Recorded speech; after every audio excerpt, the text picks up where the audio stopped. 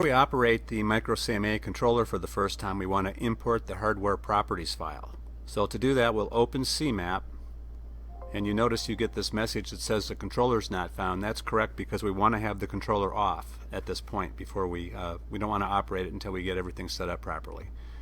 So if we look at our hardware properties file, the default is over here. It's called CMAP settings, and here are some files. This is the filament current limit and the scale factor and the emission shutdown value and all of these things that are related to the hardware that we'll go through in detail later.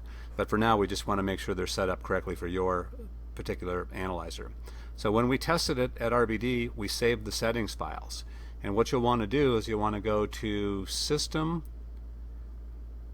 Import Properties, find the file for your specific CMA, click on that, and now if we go back to the hardware properties, we'll see that your CMA settings are now displayed, which means that it's imported, and you can see that a lot of these values have changed from what the defaults were.